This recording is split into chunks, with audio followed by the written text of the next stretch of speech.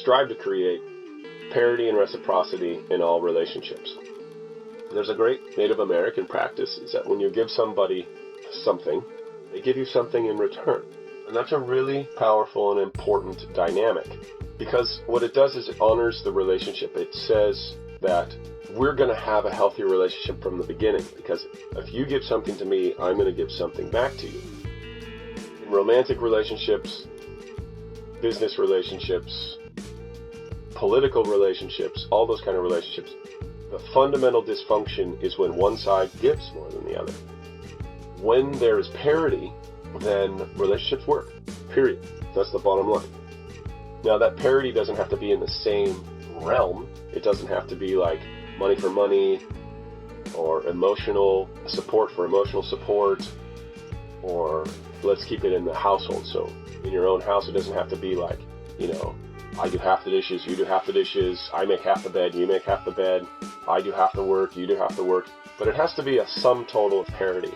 And that sum total of parity needs to be agreed upon by both of you. That's the hard part, because we each see our contribution in a more favorable light than it is. We all sort of overestimate what we give and underestimate what others give. So there's a constant adjusting that you have to do in yourself to see that you're not overestimating your contribution and underestimating the contribution of another. Or, some people have a pathology, myself included, where I would give more than I would take, and then think somehow I was responsible for the other person and needed to be put in this position of giving rather than taking. So you have to constantly assess yourself, is there parity? And constantly sort of communicate, to constantly communicate with your partner. It doesn't have to be a constant communication. It has to be an understanding. It could be a verbal communication. It could be a body language. It can be any number of ways that you communicate. But in your relationships, you constantly strive for parity. And those are, with your bosses, with your employees, with your democratic leaders, with everyone. So one of the reasons that despotic regimes are so awful is because they take more than they give. It's super simple. All we have to do is look at the relationships around the world and just keep asking for parity. Keep asking for reciprocity to work towards a parity.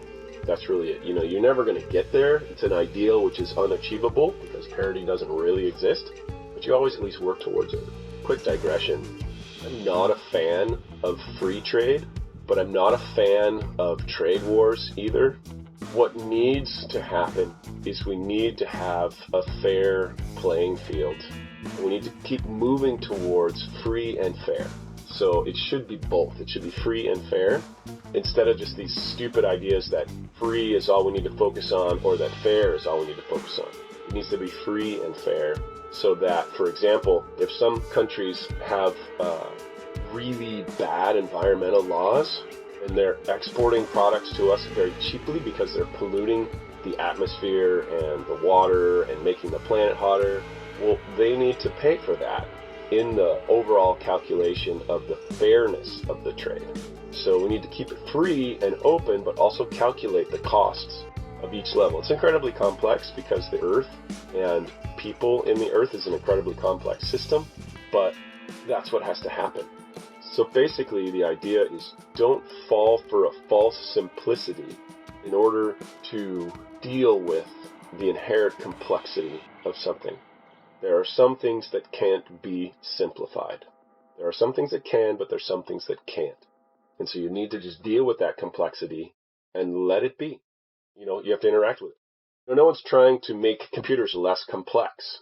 In a way they are, but they're not. They're getting more and more complex all the time. The back ends get more complex, the front ends get more simple. So that's the same thing that we need to do in life, is acknowledge that deep complexity and then bring it to a surface simplicity that's rooted back in that complexity.